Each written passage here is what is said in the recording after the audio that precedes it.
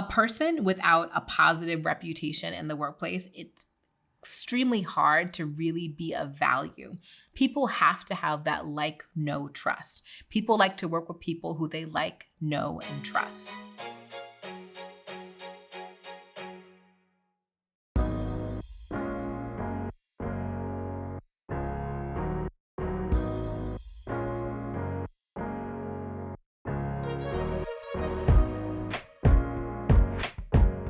Welcome to another episode of the Your Next Move podcast. Today, we are going to be speaking about communication and how to communicate your value.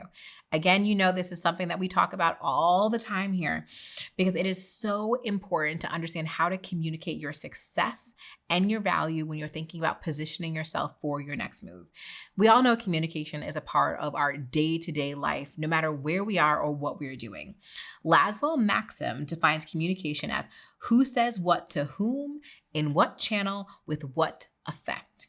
It's a matter of how we exchange information in the most efficient way to make sure that we get the yielded results. Before you can work on communicating your actual value to a team, you need to recognize and understand what you are bringing to the table. And there are 5 key values I want to share with you first in the workplace when it comes to strong communication. Number 1 is compassion. And I bet you think I probably wasn't going to say compassion, but it's important to have a sense of empathy in the workplace, to understand the experience of someone else in the workplace every single day. In one of my inaugural jobs years ago, they were doing a little bit of an org structure. And I remember we had to put together a proposed new org chart for the team that would significantly move things around. One of the things I worked on was speaking to each person who would potentially be impacted to understand how they would feel about this move. Was there anything that I was potentially missing? Many times as leaders, especially if you're really busy, you are driving to achieve, you're driving to execute, but we're not thinking about the people who are behind the driving and the execution and how they will be impacted. Compassion is absolutely crucial. Next up is accountability. Being accountable and holding responsibility for your role, your action, the experience you're providing. Everyone always asks, like, well, where does the buck stop? Like, who does this belong to? Who's up for this? It's understanding what is the scope and breadth of your role and what are you actually held accountable for? Next up, another one that may be surprising, I think a little bit of healthy competition is also a strong workplace value to have. It breeds an environment that has a little bit of team spirit. It has a little bit of excitement. We want folks to be excited about the work. We want teams to be excited about performing well. A little bit of healthy competition never hurt anybody. I think you see this a lot of times on sales teams. I love my sales professionals because they are not afraid of healthy competition because they are used to being graded with metrics and numbers to make sure that they're performing and driving business objectives. But one of the things that's needed is how can we create this in other areas of the company outside of sales where we actually have the metrics that are naturally baked into the role. Next up, we need personal growth as a value. We need to develop new skills, new attitudes, new actions, new reactions to increase productivity at the company, but also our overall well-being. Having a sense of personal growth is key. I've said it multiple times when we talk about entrepreneurship, but also for our 9-to-5ers. When you're thinking about growing your career, you have to grow and excel for yourself as well as at the organization. You will not be able to outgrow bad habits, bad mindset, and think that you'll be able to continue to excel at the rate that you'd like. When you have mindset blocks, when you have personal growth blocks, when you have leadership blocks, all falling in the leadership development space, all in the personal growth space, your career will be stalled. And last but not least, we need equality. This is our nod to diversity, equity, inclusion, and belonging. It's important that there are opportunities and fairness amongst employees and candidates. These are all qualities that we want to experience at work. So again, compassion, accountability, healthy competition, personal growth, and equality, or we could sub that for diversity, equity, inclusion, and belonging. And I ask you, when you think about these 5 core values, do you see these in yourself? Do you feel that you are exuding these to showcase that you are a successful member of the team that you work on and adding to the overall success of your business of organization? Now, many people want to know, they think that it's a feeling of being valued that they're looking for in an organization. It's easy for someone to say, hey, I don't feel valued. I feel underappreciated, overlooked. In the beginning of my book, I say that this book is written for folks who feel overlooked, underappreciated. But I want you to let's flip it a little bit. Let's think about what are signs that you are actually valued in the workplace, and you may just not be taking it to the next level to communicate your value. So a few key signs we could think about is having positive interaction with your colleagues. Do you have good relationships within your organization, or are you working within a silo? Do people know who you are? Are people reaching out to you when it's aligned to the work that you're accountable for? Do you feel like the relationships overall are good? And I'm not just talking about, do you have someone you can go grab coffee with or go grab a drink with after work?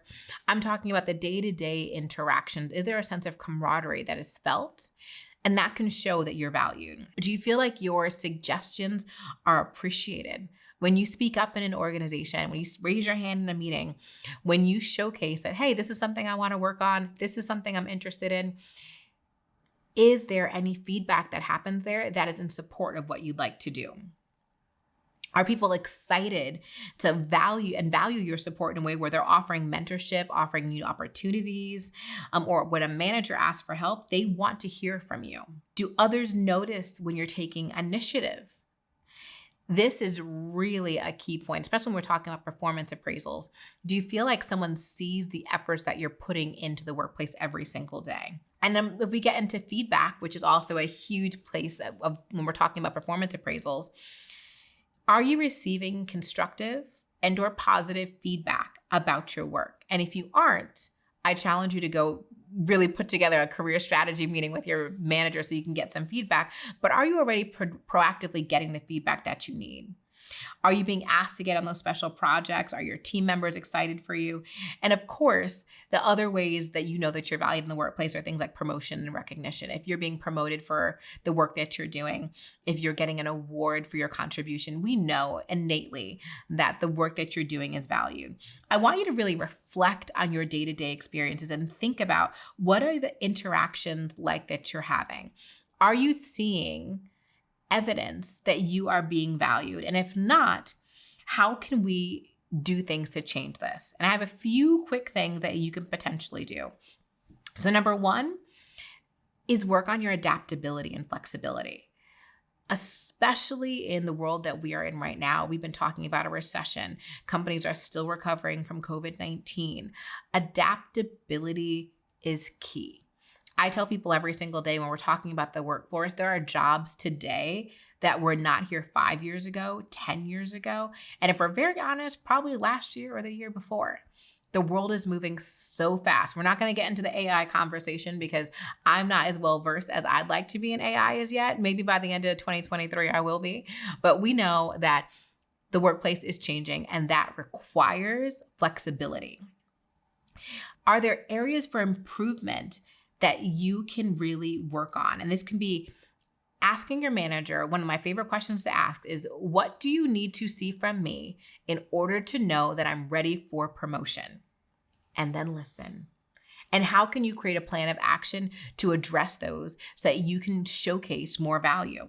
Are you speaking up? How can you contribute ideas? If you're that person in the meeting, when I talk to all of my clients, I tell them all the time, I do not want you to be the person sitting on the outside of the room. I do not want you to be the person who does not have your camera on if everyone else has their camera on Zoom. I get that sometimes we all have our days, but when you're really looking to position yourself as a leader, how are you showing up? If you have an idea, are you sharing it? And how can you also connect with new colleagues? I recently was talking to one of my close friends, and her partner had started a new job. And he'd been in the job for, let's say, 90 days and had really been like taking it easy, slowly but surely putting his foot in the water. Then another person got added to his team. And that first week, that new person was reaching out to every single person on the team for a coffee chat. And she was looking at him like, have you done this? Have you reached out? Are you connecting? What are you doing to make these connections? It's okay to be eager to learn and make the connections that are needed, because when you make the connections, you can then understand what that person is doing and how you can contribute your value in those conversations. If you don't know the people, you're not having the conversations, you're not doing the coffee chats, there's no way for you to understand the inner workings of what that person needs, who they are, and how you can contribute. Not feeling valued is something that can change if you put the work in to change the narrative. It's not necessarily about selling yourself. It's about how do you find the opportunity for you to put your stamp on something. So again, I kind of showed you a few ways first you could think about it. A few more ways to show your value, I'd say, start with quantifying your results. When we talk about resumes and we talk about cover letters and all of that, one of the things I teach all of my clients is don't just say that you worked on a project and it went really well. Don't just say that you increased profit. Start to quantify or qualify all of your contributions to the workplace. Speak about yourself positively. Don't expect someone to understand who you are and what you've done just because you're simply in the room. One of the examples I give when I was interviewing candidates, especially younger candidates who are just graduating from college, I was an RA in undergrad, and I was an RA at an institution where we had to do all of the things. We had to do social, cultural programming. There's another one, social, cultural, and like community programming. We had to do a certain amount of programs every single semester. We had to create different door tags for like the names of everyone. We had to do 3 different sets every semester, plus on-call duty and all of the things on holidays, et cetera, et cetera. It was a job. We worked for that free room and board. So when I see RAs, I assume folks had an experience like me.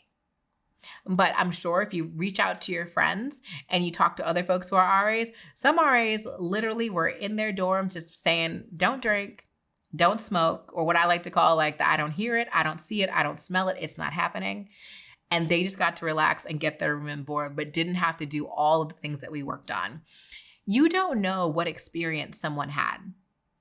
Me at the Go Hard school where we had to do all the things, or the person who had the like, don't hear it, don't see it, don't smell it, it's not happening. The perception of someone else on your work is based upon their own experience. So what's important is that you know how to quantify and you know how to speak and communicate the work that you're doing extremely tangibly. Another thing to talk about are soft skills. As much as I'm going to contradict myself just a teach because I want you to do both, not necessarily contradict myself. But we talk about leading with the quantifiable things that you've contributed. I also want you to start with who you are as a person as well. Just as much as we talk about how we do things, like how do we execute, also think about your personal characteristics. LinkedIn's 2018 Workplace Learning Report found that soft skills, leadership, communication, teamwork, are the most important skills for employees to learn. And those who demonstrate that they have these soft skills experience a greater demand for their service in the workplace. So we need both. We need you to essentially talk the talk and walk the walk on both sides. On the other side, some folks will say, make sure you can hack it. Recruiters still need and want tangible skills in hiring candidates. As a business owner myself, when I look into hiring folks to add to my team, I need you to be able to execute at a high level. I like to hire experts. I know what I know. I want people to know what they know, and they come in and they teach me or make things better. Prime example, if you're watching this podcast on YouTube, I always have a video team who does this for me. I'm not editing video because I don't need to cry in front of my laptop for hours at a time. I like people who come in, they understand lighting, they understand timing, they understand different cuts, they can get the great content. It goes to another team that does all that editing for me. I want experts who can hack it and illustrate that they have the hard skills to get the work done. And I don't necessarily want to make sure that I'm in there checking every single cut, checking everything.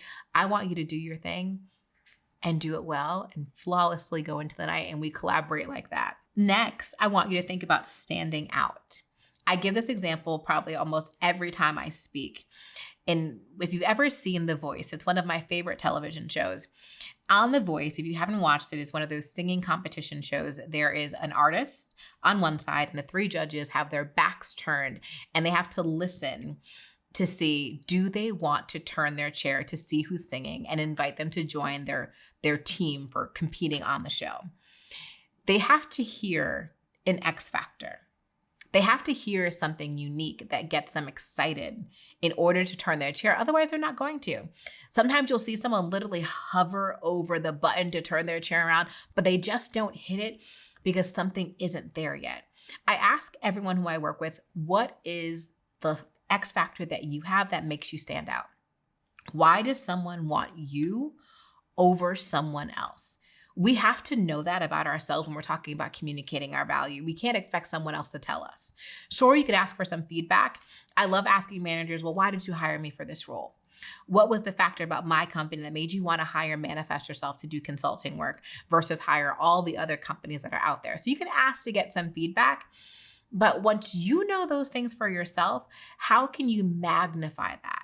You'll hear certain singers on The Voice, they have a special twang or how they do whatever it is that they do, and they will capitalize on that to make sure that you know that is their factor that moves. And as professionals in the workplace, you have to have it too. Also understand the pain points of the competencies that you solve. Communicating your value is something that is never ending. It's a continuous process. Not that you have to always think that you're up against the clock or that you're always in this competition mode, but it's understanding how can you continuously show up, communicating your value on a consistent basis and contributing to the workplace in a meaningful way. And in the workplace, generally that means solving problems. How does your work solve the problems? And how can you do that in a visible way so other people can see it? And talk about the narrative of what it's like to work with you. Many times, like in our leadership labs this year, we are talking about communication, and not just communication on how do we communicate your value, but actually the art of communication. When we're thinking about communicating your value, you can't sit and talk about your value for 30 minutes all the time. But how do you come up with clear, concise statements that quantify what you've done, showcase who you are, reiterate your value and your contribution? And this is a slow but steady churn that is so crucial when you're thinking about building your soft skills. And we talked about that a little earlier in the episode before. As we come almost to a close, the other piece we want to talk about is actively building trust and integrity in all of your relationships. A person without a positive reputation in the workplace, it's extremely hard to really be of value.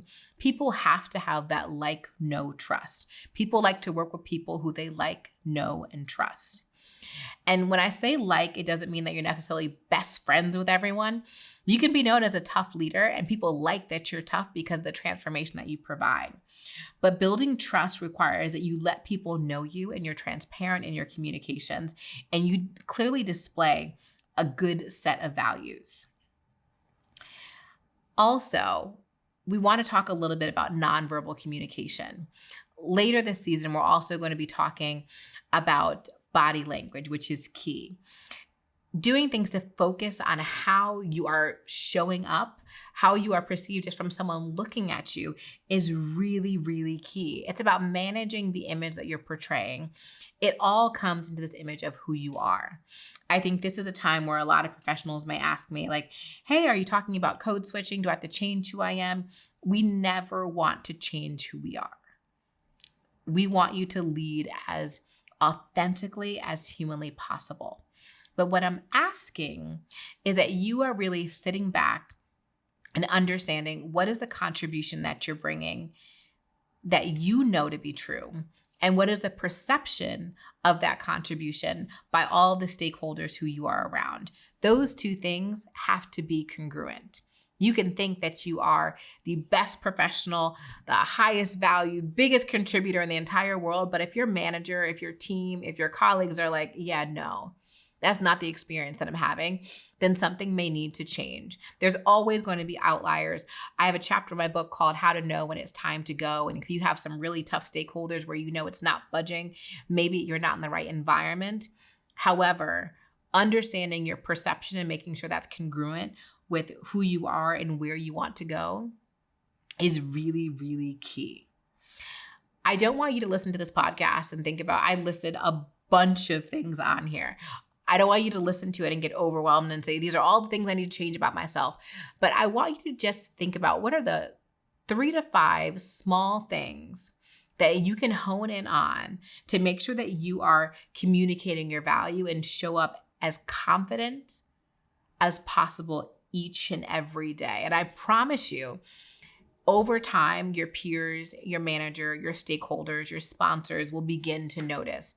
But changing your perception, changing your workplace identity to communicate your value and leaning on your value is crucial and is what will be the determining factor in how well and with how much ease you make your next best move.